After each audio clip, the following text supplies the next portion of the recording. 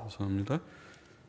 같이 잠깐 기도하고 말씀 생각하십시다. 하나님, 우리의 기도와 찬양을 받으시고 부족하고 미천하고 무익한 종에게 하나님의 귀한 말씀을 조금 해석하며 증거할 지혜와 힘을 주옵소서.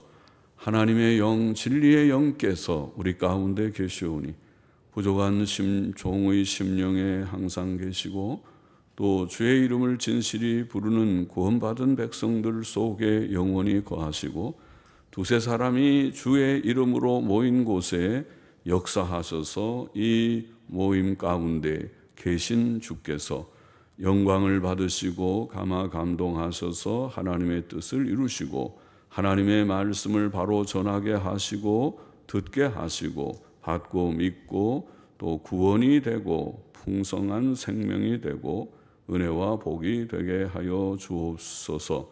예수님의 이름으로 기도하옵나이다. 아멘. 아멘. 자, 갈라디아서를 좀 생각해 보십시다. 갈라디아서는 그 특징적인 주제는 그리스도인의 자유입니다. 갈라디아서는 로마서와 함께 하나님의 복음을 가장 잘 증거한 서신입니다. 성경이 다 중요하고 신약 27권이 다 중요하지만은 그러나 그 가운데 정말 다 중요하지만은 두 권만 꼭 없으면 안 된다고 하는 성경이 있다면 로마서와 갈라디아서, 물론 복음서 빼고, 복음서는 예수님을 증거하지만은 예수님이 하신 속죄 사역을 증거하는 복음의 핵심인 이신칭의 믿음으로, 예수님 믿음으로 의롭다함을 받는다는 도를 전한 그 두 서신이 로마서와 갈라디아서입니다. 로마서가 하나님의 복음에 대한 논리적 해설이라면 갈라디아서는 변증적 해설입니다. 사도 바울은 본서에서 갈라디아 교회에 들어온 율법주의 이단에 대항해 하나님의 은혜의 복음을 변호하며 증거했습니다. 갈라디아서는 그리스도인의 자유의 대헌장이며 율법주의와 행위 구원론에 반대되는 하나님의 은혜의 구원의 대선언입니다. 여기에는 천주교회의 율법주의적 교훈에 대항한 16세기 종교개혁의 투쟁의 외침이 담겨 있습니다.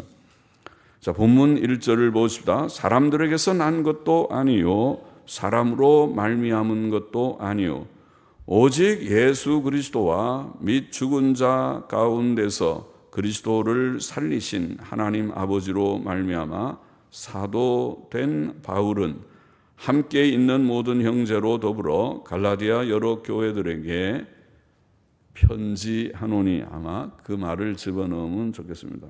빌립보서 1장 1절, 골로새서 1장 1절, 데살로니가전서 1장 1절, 후서 1장 2절 쭉 성경에 많은 구절들이 조그만 글씨로 다 집어넣어놨습니다. 로마서, 고린도, 전후서, 갈라디아서 네 곳만 빼고, 그러니까 누가 누구에게, 그리고 원문에는 끝나 있지만은 편지하노니, 그런 뜻입니다. 편지하노니.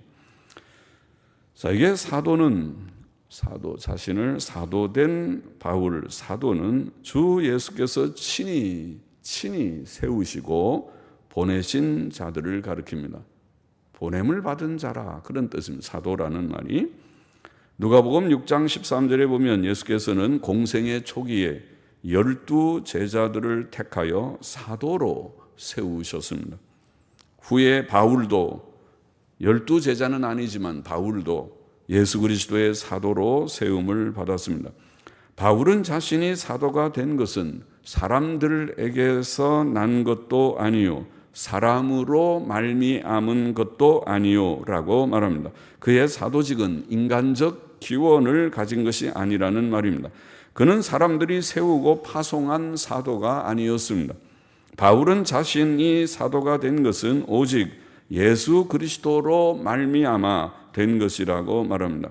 그가 예수님 믿는 자들을 잡아오려고 다메섹에 가까이 가고 있었을 때 부활하신 주 예수께서는 빛 가운데 나타나셔서 그를 부르셨고 그를 변화시키셨고 그를 택하여 그의 이름을 전하는 사도가 되게 하셨습니다. 바울은 또 자신이 사도가 된 것은 죽은 자들 가운데서 그리스도를 살리신 하나님 아버지로 말미암아 된 것이라고 말합니다. 하나님께서 죽은 자들 가운데서 예수 그리스도를 살리신 것은 복음 진리에 있어서 매우 중요한 내용입니다. 만일 예수께서 죽은 자 가운데서 다시 사시지 않았다면 그는 결코 믿을 만한 자가 되지 못하셨을 것입니다. 왜냐하면 그는 자신이 부활할 것을 3차례 이상이나 제자들 앞에서 공언하셨기 때문입니다. 그러므로 그가 만일 부활하지 않으셨다면 그는 우리가 믿을 만한 주님과 구주가 되실 수 없을 것입니다. 그러나 그는 죽은 자 가운데서 다시 살아나셨습니다. 그의 처음 제자들은 그의 부활을 친히 본 자들이었습니다. 그들은 그리스도의 부활의 증인, 목격적 증인이었습니다. 하나님 아버지께서 그를 다시 살리셨고 그가 친히 바울을 사도로 삼으셨습니다. 이와 같이 바울의 사도직은 신적 기원을 가진 것이었습니다. 즉 그는 자신이나 사람들에 의해 사도가 된 것이 아니었고 하나님과 주 예수 그리스도께서 그를 사도로 만드셨고 세우셨습니다. 또 하나님과 주 예수 그리스도께서 그를 사도로 세우셨다는 사실은 그의 사역에 대한 하나님의 보증이기도 하였습니다. 즉 바울의 사도직의 신적 기원은 그의 말씀 사역에 신적 권위를 줍니다. 복음 전파자의 사명을 받은 자로서 그의 말씀 사역은 하나님의 권위를 가진 사역이 되었고 그가 전한 말씀은 하나님의 권위를 가지게 되었습니다. 사도 바울은 함께 있는 모든 형제들과 더불어 갈라디아 교회들에게 문안했습니다. 하나님의 진리는 몇몇 개인들의 진리가 아니요 하나님의 모든 백성의 공동적 진리요 주의 백성이 다 함께 고백하고 감사하고 증거하는 진리이었습니다. 디도서 1장 4절에 같은 믿음이라는 말이 나오는데 이것은 공통적 믿음이라는 뜻입니다. 우리의 믿음은 모든 성도의 공통적 믿음입니다.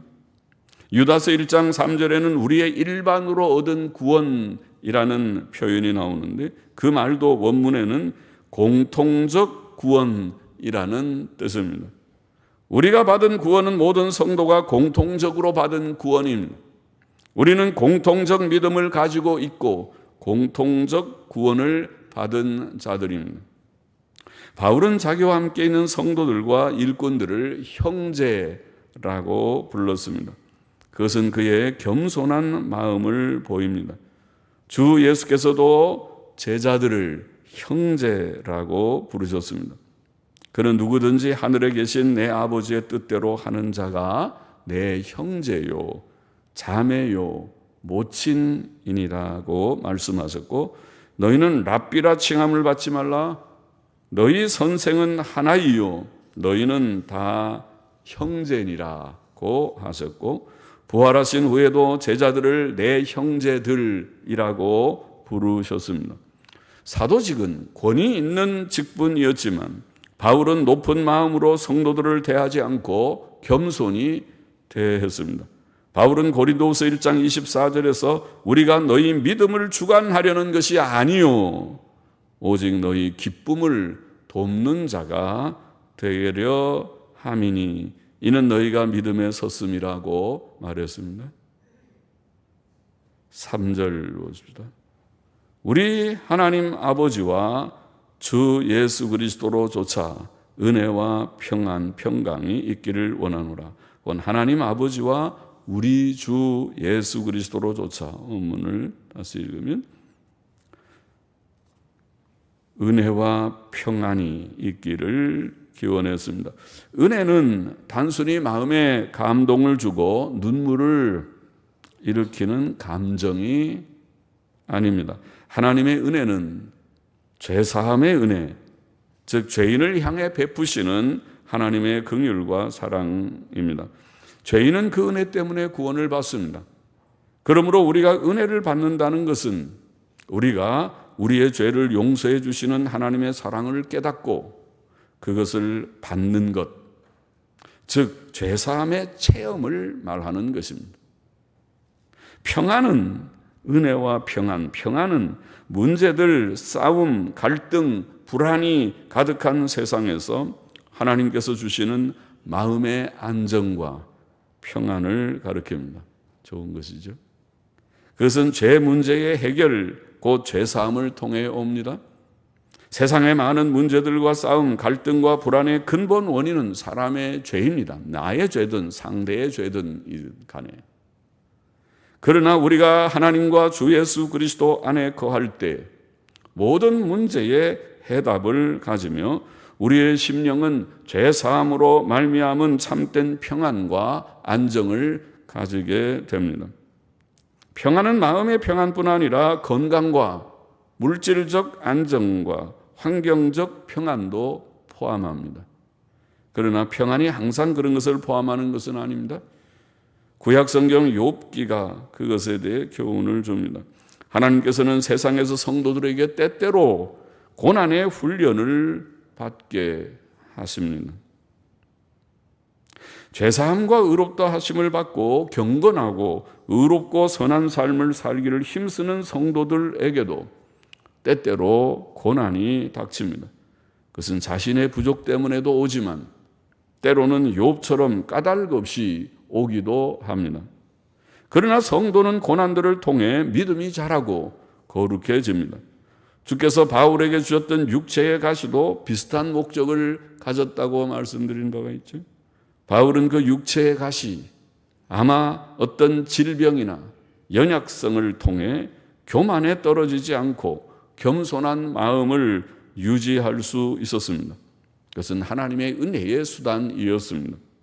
그러나 그런 고난 속에서도 성도는 하나님께서 주시는 마음의 평안을 누립니다. 4절 보십시다. 그리스도께서 하나님 곧 우리 아버지의 뜻을 따라 이 악한 세대에서 우리를 건지시려고 우리 죄를 위하여 자기 몸을 들이셨으니 영광이 저에게 세세토록 있을지어다. 아멘. 본문은 하나님의 구원의 복음을 간략하게 증거합니다. 하나님께서 주신 구원의 복음의 내용은 예수 그리스도께서 우리 죄를 위하여 자기의 몸을 들이셨다는 것이며 그 목적은 우리를 이 악한 세대에서 건지시기 위함이며 그 근원은 하나님 우리 아버지의 뜻이라고 간략하게 증거했습니다. 첫째로 복음의 내용은 그리스도께서 우리 죄를 위하여 자기 몸을 들이셨다는 것입니다. 우리 죄를 위하여라는 원어는 우리 죄와 관계하여, 일반적인 위하여라는 단어가 아니라 관계하여, 또 우리 죄 때문에, 혹은 사전에는 우리 죄를 없이 하기 위해, 권위 있는 헬라어 사전은 그렇게 페리라는 전치사를 그렇게 설명했습니다. 이 구절에 관련해서 예수 그리스도께서는 우리의 죄 때문에 우리의 죄를 없이 하기 위해 죽으셨습니다. 이것이 성경이 분명히 전하는 복음의 내용입니다.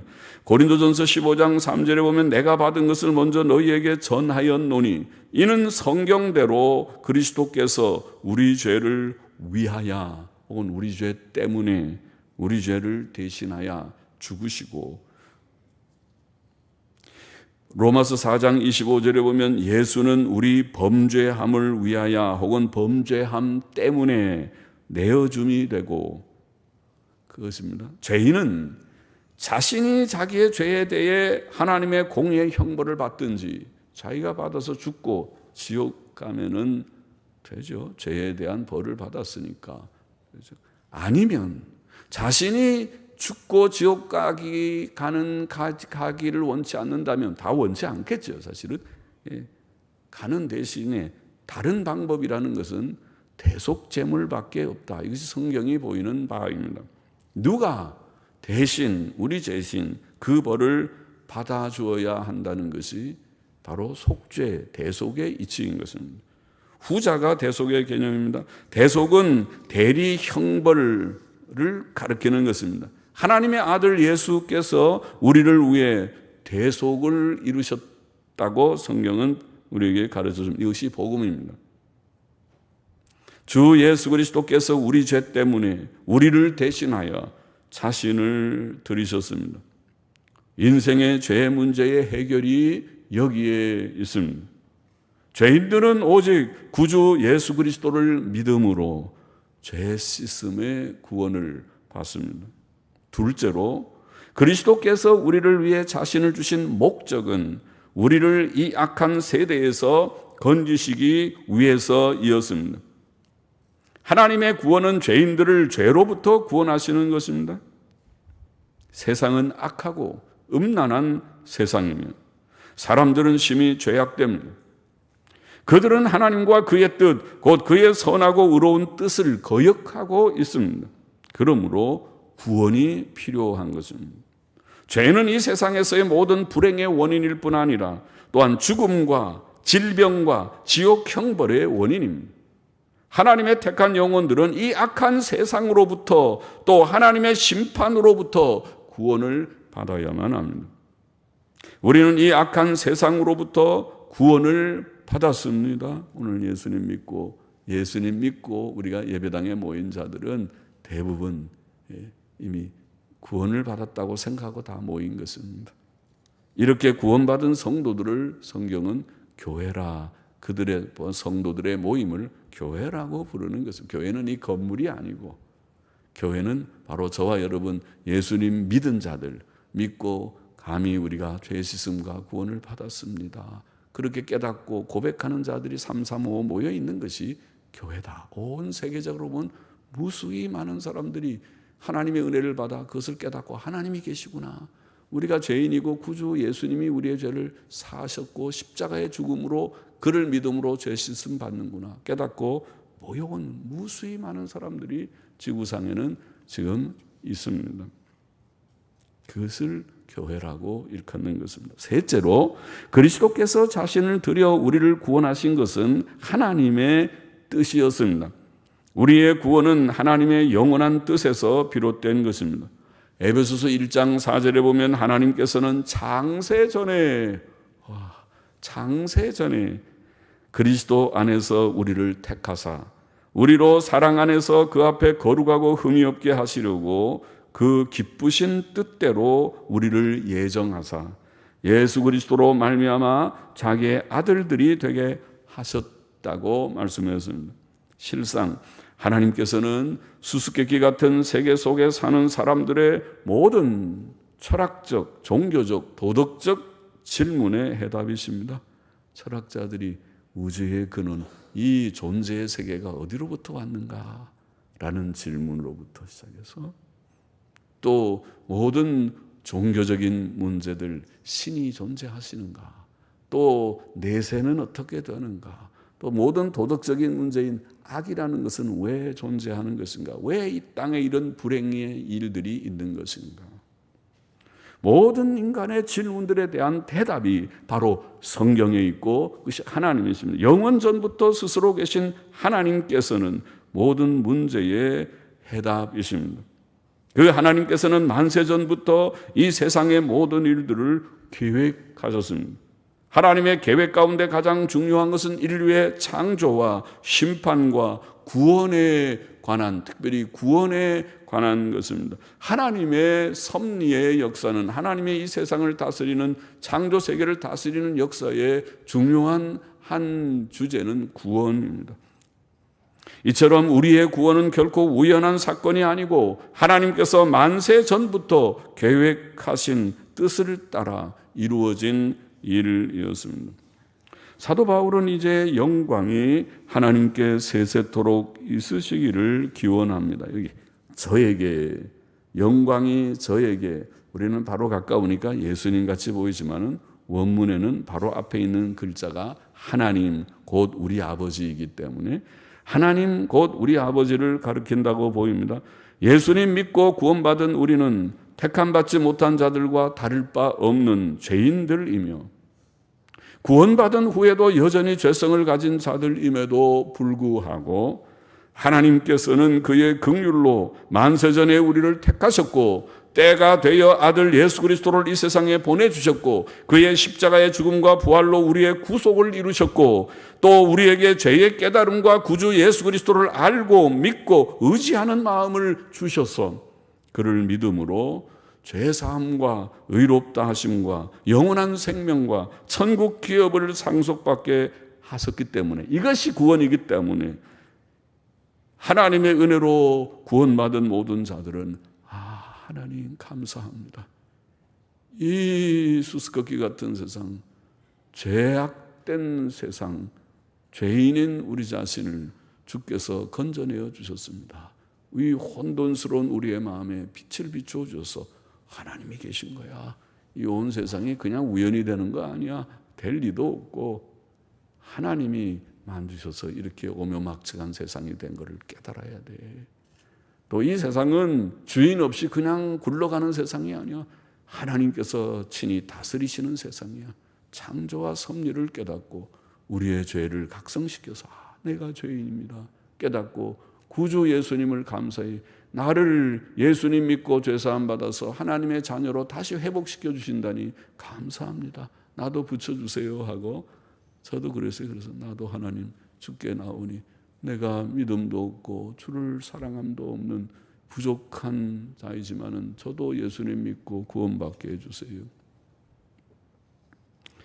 하나님의 은혜를 깨닫기 때문에 하나님을 찬송하고 속죄 찬송을 부르고 하나님께 영광을 돌린다는 말씀입니다. 오늘 본문의 교훈을 정리해 보십시다. 첫째로 우리는 신약 성경을 하나님 말씀으로 받아야 합니다. 우리는 사도직의 신적 귀원을 알아야 합니다. 주 예수께서는 친히 12 제자들을 불러 사도로 삼으셨고 복음 전도의 사명을 주셔서 온 세상에 보내셨습니다. 그리고 그들은 복음을 전하고 책을 많이 썼습니다. 그래서 신약 27권의 책, 27권의 책을 썼습니다.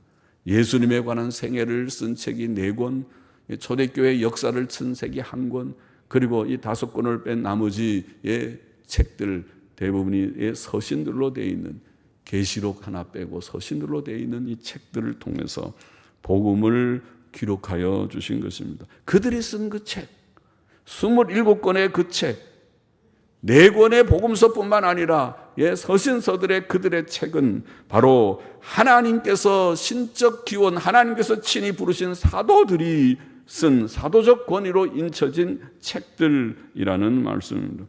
거기에 신약 성경의 권위가 있습니다.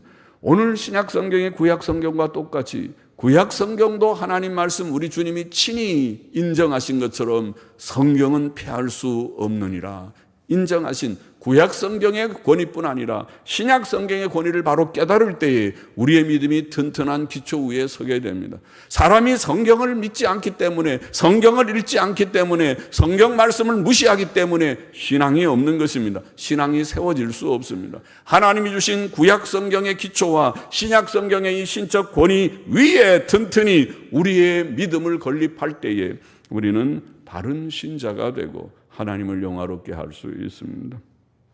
신약 성경의 신적 권위를 바로 깨닫고 믿음을 가지십시오. 성경 읽지 않는 분들은 성경을 읽기 시작하시기를 바랍니다.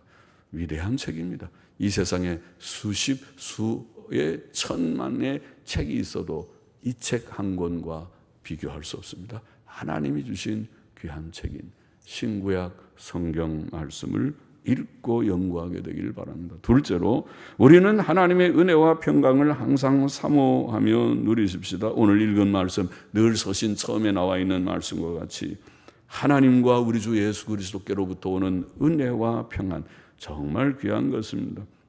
그것은 죄사함의 은혜요, 또 날마다 죄와의 싸움에서 넘어지지만은 그러나 다시금 일어나게 하는 성화의 은혜요. 하나님의 은혜로 오늘 우리가 여기 와 있어요. 오늘도 비가 이렇게 오는데도 아유 짜증스럽고 가는데 오는데 불편한데도 오늘 같은 날은 집에서 푹 쉬자 그러지 않고 오늘도 주룩주룩 비도 맞으면서 굳은 날씨에도 불구하고 이까지 오신 것은, 멀리서도 오신 것은 하나님의 은혜 때문이죠. 또 은혜를 사모해서죠. 은혜, 우리의 죄사함과 성화의 은혜, 또 죄사함에 근거한 심령의 평안, 하나님, 이 세상에서는 내 마음이 공허하고 내 마음의 빈 구석을 아무것도 채울 수 없고, 돈을 벌어도 돈이 그것을 채워줄 수 없고, 그 어떤 것도 내 공허함을 채울 수 없지만은 하나님께서는 우리의 마음에 평안을 주실 수 있고 주셨습니다. 심령의 평안과 또 그의 부수된 여러 가지 평안은 복합적이라고 그랬죠. 사실 몸의 건강도 성경의 원리는 여호와를 경외하고 악을 떠날지어다, 이것이 내 몸의 건강이 될 것이다. 먼저 하나님의 나라와 그 일을 구하라. 그리하면 의식주에 먹을 것과 입을 것을 내게 주시는 하나님이시다. 성경의 원리가 그래요. 그러면은 믿음 생활 바로 하면 하나님께서 상당한 건강도 또 일용할 양식도 보장하여 주신다는 뜻이 아닙니까? 감사한 말씀이죠. 하나님의 은혜와 평안을 늘 사모하며 누리는 우리가 되기를 바랍니다. 두려워하지 말고, 어떻게 살지? 큰일 났다. 이제 앞으로는 100살까지 산다고 그러는데 100살까지 사는 것은 끔찍하다. 그렇게 걱정할 것이 아니라 하나님이 건강 주신 대로 열심히 일해요. 조금씩. 다 무슨 일이든지 자기가 할 만한, 할 수 있는 일들을 100살까지면 100살까지 일하면 돼요. 역시 조금씩 좀 움직이면서 일해야 건강에도 좋고, 그리고 하나님이 다 살게 도와주실 줄을 믿으십시오. 하나님께서 다 주시는 거예요. 건강도 경제도. 걱정한다고 될 게 뭐가 있어요? 되면 시큰 걱정하시죠. 걱정해서 되면 다 행복자가 되겠죠. 그러나 걱정해서 오히려 건강 잃어버리고 그렇잖아요. 걱정하면은 건강이 오히려 더 해롭습니다. 하나님을 의지하니까 하나님께서 건강도 주시고 또 일용할 양식도 주시고 직장도 주시고 소득도 주실 줄을 믿습니다. 셋째로, 우리는 예수 그리스도의 속죄의 은혜, 즉 죄사함과 의롭다 하심의 은혜를 받고 감사하며 구별된 삶을 살아야 합니다. 복음을 간략히 말했죠. 죄사함과 의롭다 하심 안에 영생이 있고 천국의 복도 있습니다. 또 이런 구원의 은혜를 받은 자들, 이미 우리가 받았다면 받았을진데 받은 자들은 이제는 죄와 결별해야 됩니다. 이 세상은 악하고 음란한 세상이에요. 세상을 흉내내고 세상 따라가면, 세상의 유행을 따라가면, 다시 말하면, 쉽게 말하면 오늘 여러분의 자녀들이 핸드폰 가지고 게임이나 하고 음란 물들이나 접촉하면 망합니다. 그 앞에 잘 되지 않아요. 그 자녀들은 결코 복 받지 않아요. 하나님께서 미워하시니까 하나님이 쳐버리실 거예요. 하나님의 법도대로 하지 않으면 하나님께서 기뻐하지 않는단 말이에요. 복의 근원 되시는 하나님을 우리가 정말 섬기는 자라면 하나님의 원리대로 해야 돼요. 하나님의 원리는 다른 것이 아니에요. 하나님 경외하고 악을 버릴지어다. 세상의 풍조를 우리가 멀리하고 끊을 것을 끊고, 이건 안 돼. 안 되는 것은 안 되는 거예요. 되는 것은 되지만은 이것은 안 돼. 무엇을 안 돼? 죄악된 것은 안 돼. 그거는. 죄는 결코 우리를 행복하게 할 수 없는 것입니다. 죄 지으면 망합니다. 그것은 우리와 어른들뿐 아니라 우리의 자녀들이나 누구에게나 적용되는 것입니다. 우리는 이제 죄와 결별하고 하나님 중심의 삶, 계명 순종의 삶, 곧 경건하고 의롭고 선한 삶을, 진실한 삶을 살아야만 하는 것입니다. 기도하십시다. 하나님 아버지, 신약 성경의 권위를 다시 한번 확인하고 확신하는 모두들이 되어서 성경 읽고 복받는 자들 되기를 원합니다. 하나님께서 주시는 은혜와 평안을 이미 우리가 누리고 있거니와 날마다 그 은혜와 평안을 구합니다. 주님, 날마다 우리가 성화되기를 원합니다. 날마다 우리의 마음은 시끌시끌하여질 때가 한두 번이 아니지만은 오 하나님, 주의 주시는 평안으로 우리의 심령에 이 요동하는 바다 물결 같은 물결이 잔잔해지기를 원합니다. 하나님이여, 우리의 몸의 연약함이 극복되기를 원합니다. 하나님이여, 우리의 경제의 불안정함도 하나님께서 주님이여 주장하심을 체험하며 살기를 원합니다. 하나님 아버지, 주의 뜻을 따라서 우리가 은혜를 받았을진데 죄와 결별하며 이제는 경건한 삶, 이제는 거룩하고 의롭고 선하고 진실한 삶을 실천하는 저와 우리 모두들이 다 되게 하여 주시옵소서. 예수님의 이름으로 감사하며 기도합니다.